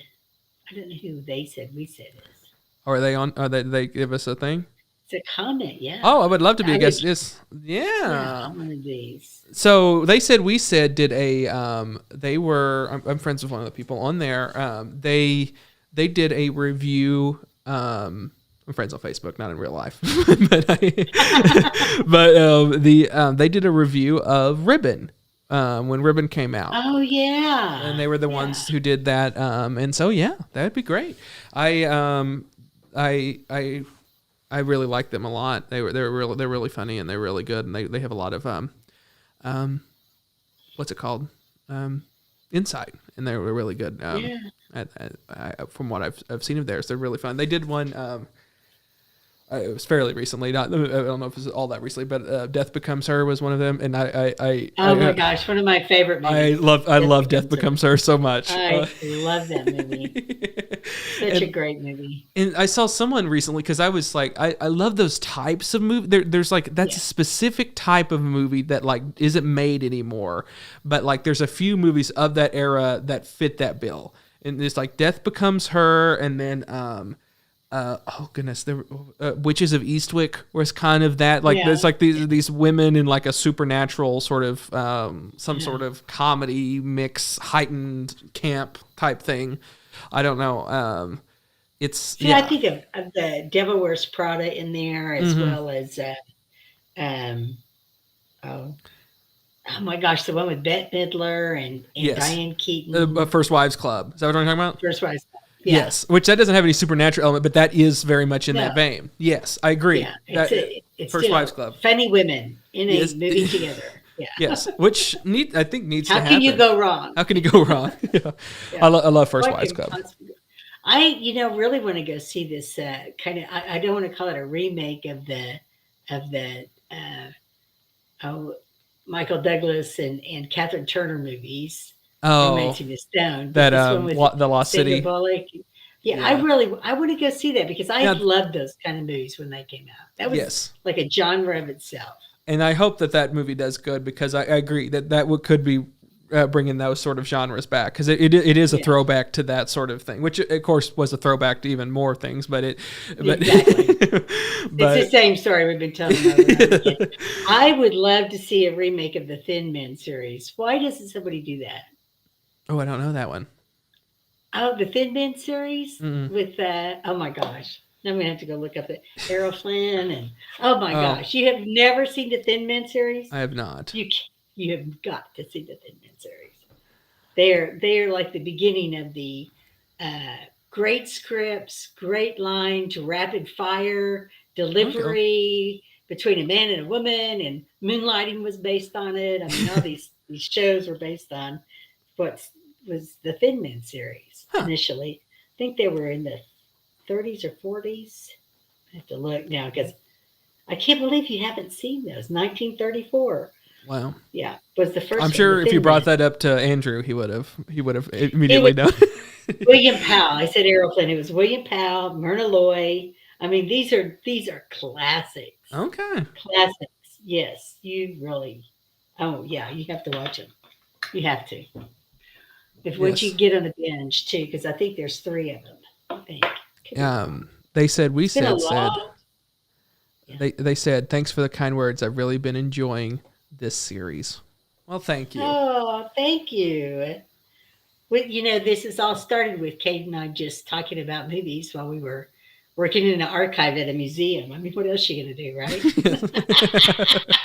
Well, you're working in an archive. That's where Diane and I became good friends, and I enjoy talking with her about these sort of things. And I like the show. I hope people watch along these movies, but I also, if they just want recommendations, I think we could find some diamonds in the rough here, because I mean, like last week I wouldn't have ever watched Bad Education, and it's now one of my. I mean, it is top movies the last 10 years for me. It's in the I'm working on a list of like the 2010s movies that I really like, and this is helping me go through some of these other ones that I missed, and it's up there. I think it's in the top 25. It's an insanely good movie, and so if every once in a while, if it takes 6 bad movies to get to, or and I wouldn't say any of these are like awful trash movies. I haven't found one that I've been like, oh, this is like garbage. It's just some of them have not been my cup of tea, or I've had different issues with. But it's been fun to sort of watch them, and if I had watched either one of these movies today in comparison to some like mega budget, just awful, like Transformers 5 or something, that would probably rate these like diamonds. Either one of them. Like a 6-hour just monsters just hitting and it's just no characters. They're just all like, and they're running. Like I would be like, oh God, yeah. This other movie's just like Citizen Kane next to it. Right. But yeah. There are 6 Thin Men movies. You have to watch these. Okay. You would love them. They really would. It's kind of a throwback, but yeah, they started in 1934 and ended in 1947. Okay. Breaking Away. Amazon, Breaking Away. See, I think Ava would be fun to have a host if we could talk her into it. But you'd have to pick 2 movies she would watch first off. And there's no way of These knowing 2 what our movies. movies are. Yeah, we don't know. Okay, so you're gonna pick the first one, 1 through 20. What are you gonna pick? 7. 7. 7, 7, 7. We have Coherence. Coherence. It says it's on Amazon, but again, I made this list a while ago that it might not be on Amazon. If I remember correctly, Coherence is a sci-fi. I like sci-fi. I do like myself some sci-fi. They call it a surreal sci-fi psychological thriller. Okay, then. Yes. So yeah, Yeah, it's also showing for that- free on Tubi, which we It discovered is. I Tubi. see So that. so Tubi. On Tubi. We didn't talk about Tubi at all, but yeah, it's if you haven't checked out things on Tubi, it's free. You don't have to have an account, but there are some ads. But it was a welcomed thing on this last movie. It's That like, last movie was so depressing. It so- was like, yeah, thank yeah, you. thank you for telling me about the new Swiffer Shadow. wet jet or whatever. On Pluto TV. I mean, it's on a lot of spaces, but yeah. Yes. I think it's also a very low budget sci-fi, so we'll see what another different low budget sci-fi can do. You might like this one because it's 8 friends reunited at a dinner party. Yes, And I the think comment passes, so it's going to be people talking. it's gonna be people talking. Yeah, there we go. Talking. You like So that let's just talking see. stuff. I Yeah. like the talkie stuff. Okay, since I have the list in front of me, what I'm going to the second list, I'm going to throw to my Google Assistant over here and see if to roll a 20-sided die and see what it lands on. So here we go. Okay. Oh, here we go. Let me turn the sound up on it. Okay, Google, roll a 20-sided die. You rolled 15. 15.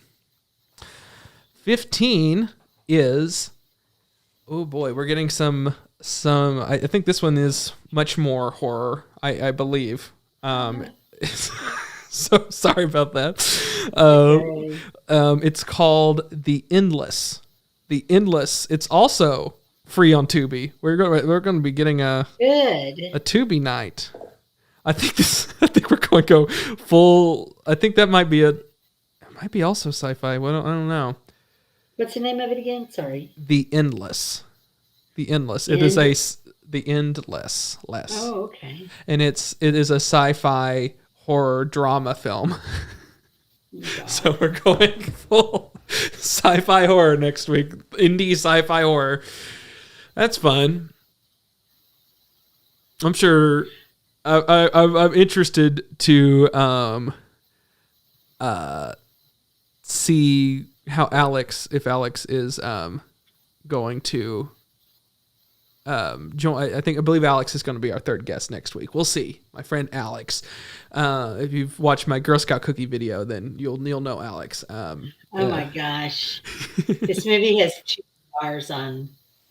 Oh gosh. Oh boy. I can't wait to watch this. Oh my gosh. Yeah. I don't think I could talk my friend Avi into watching that one. Well, we said that's a good one. Oh yeah. So there we go. So maybe there's a different thing there. And then they said it's very Shyamalan-ish. So how do you think of M. Night Shyamalan? What do you think, Diane? You know, his movies are really either really, really, really good or they're really bad. We saw. I mean, there's no in between. We saw. The 2 of them. What was that? Well, it was like old in theaters. Oh my gosh. That was one of the really bad ones. I kind of liked it because of how bad it is. It reached from like it was one of those where it's like teetering on the edge of being great because of how bad it is, and I kind of liked it. I kind of liked it. Yeah, I mean, yes, you can see where. Yeah, it's so bad it was funny. I mean, Yeah. it was good, but Yeah. yeah, the M Night, he I the like one a with good B that. movie. I like a good B movie I that knows it's a B movie. I don't know if that's what this is or it's going to be kind of head. I mean, in M Night um, borders into B movie territory. So if it does that, then I don't know. I don't want to speculate because I mean, there's a broad range of movies that I like. So we'll see what it's like. I just don't like movies that are horror sci-fi that are serious that Self take serious. themselves seriously because it's just not the John. Yeah, I don't know. There's sometimes that's good. I want to. What did you think of Glass? Oh, I You loved saw Glass. I did too. I loved Glass, and people hate that movie, but it's up there Really? too on my thing. I I really like that movie. personally might be except for maybe The Sixth Sense, which I'll leave on its own thing, but except for that, I think Glass is M. Night's best work. I loved Glass. Yeah. It's also up there on that in that top 100 list I'm working on. It's very high. I loved Glass a Yeah. lot.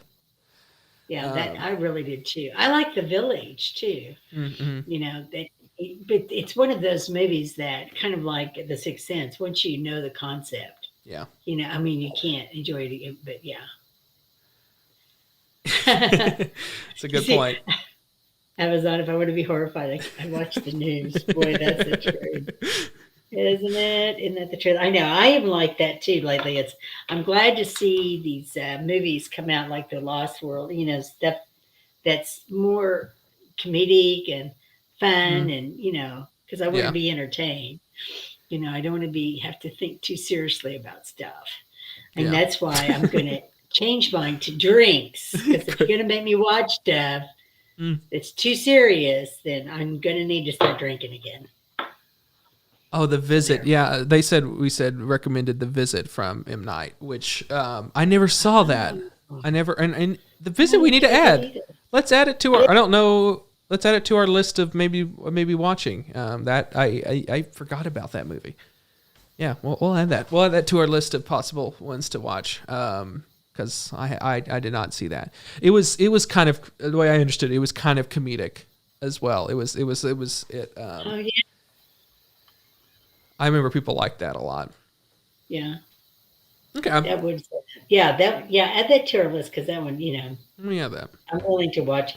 I'll give him a chance on anything because you could get a Glass, or you could get Lady in the Water. Yes, those are those are good ones to say the opposites of.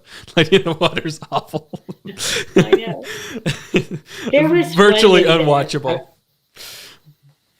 There was one movie that I wanted to see and I never got a chance to see that. Oh gosh, now I can't remember the name of it, but it was about Hitler, and it was a little boy. Jojo Rabbit. Yes. Yes. Did you see it? Yes, I seen Jojo Rabbit. Yeah, Okay. yeah. I bet that was good. That was Taika, who we had a few weeks ago for Hunt for the Wilder People. He wrote and Yeah. directed that. Yeah, and he plays the Hitler character in that. Yeah. Oh, We're does he just gonna really? hit all That's the we're hilarious. gonna hit all the words that we probably can't say on YouTube. Yeah. We can't get monetized, but we're gonna run down the list. But no, yeah. So I mean, the Oscars are happening right now, Diane. Currently. Well, yeah, I want to go see the dresses. Okay, they said The Visit is so underrated. Mm-hmm. Okay, yeah, I can't wait to watch that. That would be a good one because I like his movies. Yeah. Yeah. I don't. Did you watch? You didn't. I haven't really watched any of these Oscar movies this year. I don't know if that's. I haven't either.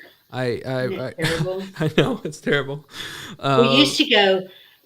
Well, in years past, we'd go to the AMC and do their, Oscar watch, over the course of 2 weekends. And you take a blanket and you sneak in sandwiches and stuff. Yeah. And you just watch, one movie after another. And if I'd already seen it, then I would go shop. Yeah. And at the mall, there and come back and watch the next movie. Yeah. And but I didn't do that this year.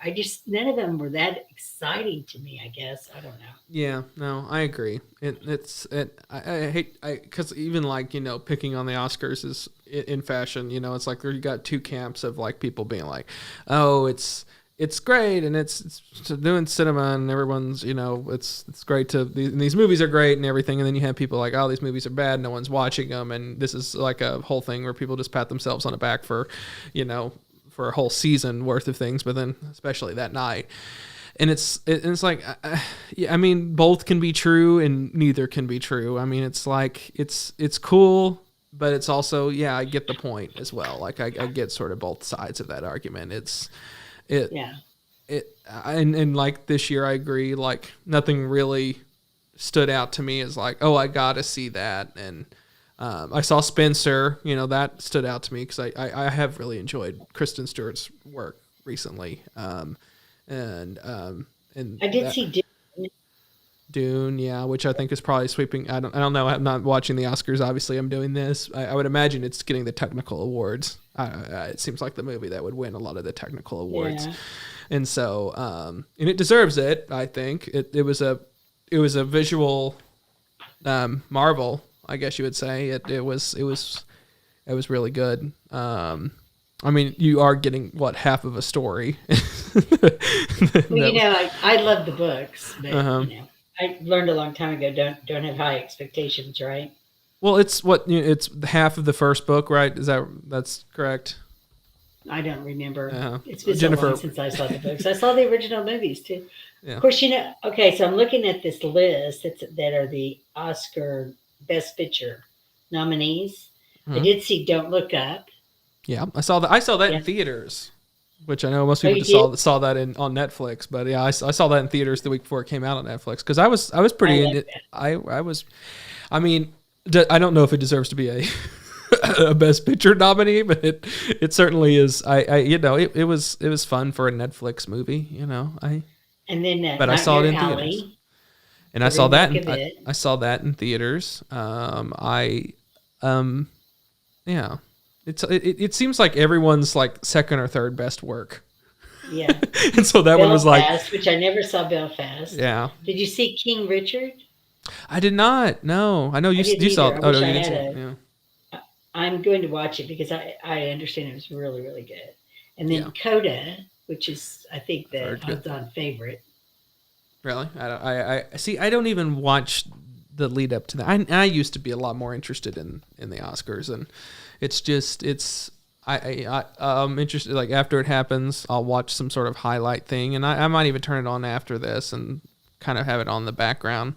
It's got some fun moments, and you're happy for. I mean, it's a big deal for people who've worked a long time, or and I get the hype around it. It's a prestigious thing, and it means a lot to people, and some of these movies. I mean, I don't know. I couldn't name another movie that sort of deserves it this year. I've heard a good friend of mine. If you want to also check out, I'll plug him here. He has a YouTube channel called the Film Fan Club Show, and he does stuff like that. I think he's doing an Oscar stream right now. So if you want to go see that and watch that, that's great. He thought Annette, that's a movie, I guess, that he was like, oh, that should have been nominated and everything. And so there are some, I guess, good movies that have, of course, slipped through the cracks and everything. But sometimes I think it's more of a who made the movie as to why they get nominated for, these awards. It's all in who made the movie. Yeah. And I'm not talking about the actors necessarily, but producers and directors, etc. You get an automatic Oscar nom if you're Steven Spielberg or whatever. Yeah. Right.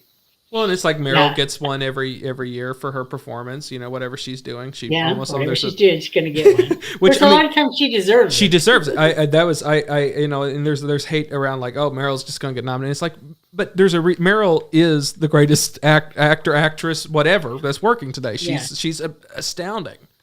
And she's gonna get the best roles offered to her. Yes, right? That's true. So, and every role she doesn't get offered, so like there's a whole like, and it's interesting because like this is a little bit off, but like there's a lot more interesting roles being offered to like the best actress category is always the most whatever. There's the most talent, or it's the highest one of like this person could win or this person could win.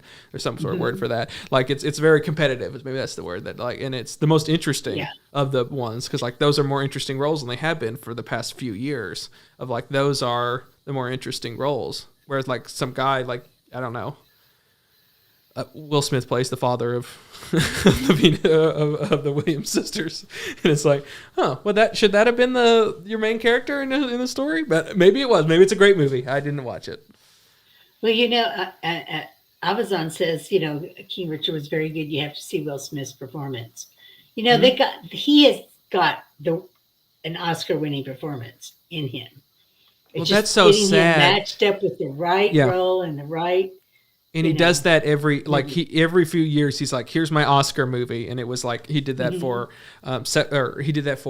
Pursuit of Happiness. That was trying to be his Oscar movie, and then he did that for like I think 7 Pounds. He was trying to make an Oscar movie, and it didn't work. I mean, like he's done this. He's done this for a few of them. That's like he thinks that these are big. Like what was that? Collateral Beauty. He thought was like you could tell he thought this was going to be like it's him and it's like it's got Keira Knightley and it's going to be the one and it's like an awful movie and it's like he doesn't know what a good script is. I don't think or something or maybe the movie evolves along the way because that sort of always happens too that like you can never tell but like he's good in a lot of stuff. And like even like if you pick some of those bad movies, he's giving it 110%, and he's bringing some sort of heart to it. Like that's his thing. Is like he's got this passion and this heart that he brings to all of his performances, and it's just so sad that oftentimes the movie it's surrounding him is just not great. It's not up to the par. Yeah, it needs to be. Did you going back to Meryl Streep? Did you see that movie with Steven Soderbergh? Did it called Let Them Talk? Oh no, I didn't. I did not watch that. Oh my gosh, this is such a great movie. I mean, I would recommend it highly. It's improvised, right? Meryl Streep. The whole thing is improvised. Basically, what Meryl Streep said that they did was Steven would give them like a guideline to say this is what we're going to do today, and her and who else is in it? Candace. Look and see. Candace Bergen. Bergman's in it. Diane Weist is in it. And basically they did their own makeup. They wore their own clothes. They were on the Queen Mary and they filmed this on the way to England from New York. And he just had a handheld camera. Yeah. And you talk about people just talking. But those 3 women made this, they're so interesting. Yeah. That their conversation was so interesting and their interaction was so interesting. And it ends with them, at the end of the trip. But when you hear them talk about, this was kind of one of those things that they loved doing it because there was really no script per se. And each person had to kind of create their own character and who they were going to be. And they got to do really what, they wanted to do. And it was wonderful. Yeah. It was a wonderful movie. I think it might be I'll check it out. 88 on Rotten Tomatoes. Yeah. It may not be for everybody, but since you like people who are talking, you're going to love that because that's all there is to this. Yeah. And Candace Bergman is wonderful in it. Good. I like the people involved a lot. The actors involved in it. Steven Soderbergh is an odd one for me because I love, and I mean love, the concepts of his movies always. Yeah. I'm like, now that's an idea. And like even like the trailers, they make good trailers. And I'm like, okay, I'm going to watch this movie and it's going to be the first Steven Soderbergh movie that I loved because I don't love his movies. I either like them, somewhat, or I can see how someone else likes them, or I'm just so, most of the time I'm so heavily disappointed by them. I thought Side Effects was going to be a good movie. It was not. I thought Contagion was going to be a good movie. It's not. I mean, like these are like, whenever you think like, what's interesting about him is like, he takes these concepts that I'm like, I would love to see that movie. But like, he goes in like an odd way that's like, why would that be what you're finding interesting about this thing? It's not what I would do with like these concepts. I'm like, I would 100% do a movie about this. Like I could see myself making a movie about this, but it's interesting to see how a different artist like does not even remotely do what I find interesting. Like every single thing I'm like, that's an interesting concept. This should be what your movie's about. Well, he's doing something over here that's like not at all what I find interesting at all. But I give him credit for it, for being like, you know, he's got interesting concepts and he's getting these great actors and he's working and, and he's certainly Mike and he's certainly making movies. And, you know, he did Out of Sight, Traffic. No wonder he gets all the Ocean's 11. He does all these kind of movies, but then he does The Good German. I don't know if you ever saw that. I never saw that. No. Yeah. He was president of. What was he president of? He was president of one of those guilds. Oh, I didn't know. Yeah, he was for many years, or if I'm not mistaken, he might have been the academy. I don't know. It was something. It was something he was president of. Yeah. It was one of those guilds. I just realized he's the one who did Behind the Candelabra about Liberace that had Matt Damon in it. And again, oh my gosh, well, like he can get all these actors just, I guess, love him and I mean and everything and it's so weird because I love the concepts, but I have never been a big fan of the execution of any of his stuff. And I love the actors involved, but it's just never the execution that I would have liked. Okay, I think that we've went past our time on this. We have really gone past our time. Cade, if you like music for people talk, is Diner one of your favorite movies? I've never seen Diner, so. You've never seen Diner? Mm-hmm. Oh, that's a good movie. I think you'd like it. Okay. So yeah. We went way past our time. This is when Diane and I we go off track, and so let us know if you like this, or if this needs to be reined in a bit. When we have a third person, it very becomes clear. Like their eyes glaze over, and they're like, "Oh God, are they just doing this? I thought this was over. This is going to be over." I know, because you and I can sit here and talk like this. How many hours? Yeah, we've done it. There's always something new to discover. Yes, exactly. So if this let us know if this was interesting, if more of this or less of this. This is would be good to know. I would have rather done more of this than talk about the two movies that you forced me to watch. I agree. Yeah, this would have been a time in which we should have barely talked about our things, but yeah. Since Amazon's on, what did you? She was going to watch the two movies from last week. Oh. And I wondered what she thought about them because she didn't get a chance to watch them last week and she was watching them, and I haven't talked to her since, but I hope she really enjoyed it because I think they were both really up her alley. Yeah, the last week, Hunt for the Wilder People and Bad Education, they were, what's interesting, I've seen on there when I was on Netflix to watch this one. I don't know if it's because I just watched that last one, or watched it, or just watched Hunt for the Wilder People or what, but it was like all over like the searching, and then like it was like on like the preview thing, like, so I don't know if people are discovering Hunt for the Wilder People now for some sort of reason, or if it was just highly personalized because I did just watch it. Right. Probably. That's how those things work. Exactly. Right? Yeah. It's hard to tell whether it's a big trending thing anymore or if it's just personalized to you for what you had just searched and stuff. You know, and as time has gone by, I love that movie more. Just every once in a while, it'll just hit me, and I'll think about some scene in that movie, and I think, oh man, that was just a little jewel, or God, that was funny. Yeah. The whole Rambo thing that she does. I mean, I could watch that scene like 3 or 4 times. See, Amazon says, yes, I really like them both. I could have done without them killing the dog. Yeah, me too. That was a weird thing. Worst. We didn't even talk about that in last week's episode because I didn't want to. I didn't want people to know it was going to happen. Yeah, it comes out of nowhere. Like it's like, and I don't exactly. It didn't seem to serve any plot purpose. I was kind of shocked by that. I was too, and I think it was just really rude and really mean thing to do. But he was going to go to prison, so they had to do something with the dog, I guess. Yeah, But, yeah. yeah, Ollie was very upset with it. I mean, yeah. Yeah. You never kill the dog, right, Ollie? Yeah. He'll tell you, don't kill the dog, right, buddy?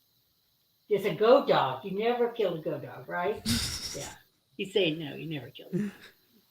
Yeah. That was horrible. Great.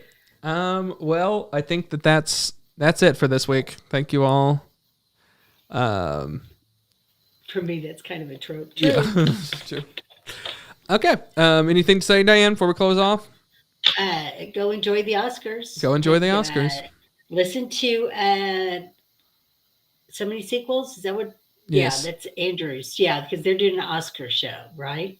I think so. Maybe they did one before, and maybe they're doing one after. I haven't been paying attention, but Too many sequels, or what? So what's many, the name of so it? many sequels. So many sequels. I know I have it, but yeah, listen to that podcast.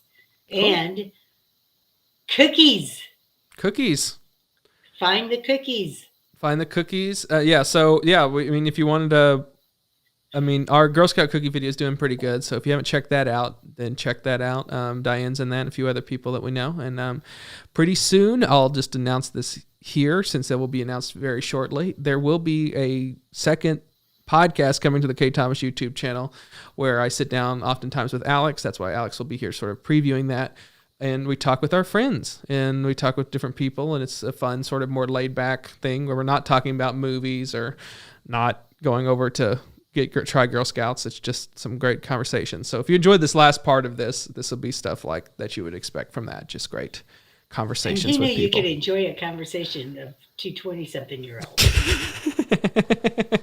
It can be done. It can be done. That's right. That's right. Thanks for joining. See you Tuesday. Oh, yes. And see you all next week right here on Double Feature Movie Club, where we'll be talking about, what was it, Coherence and The Endless. So, both free on Tubi. So, see you next time. Bye. Bye.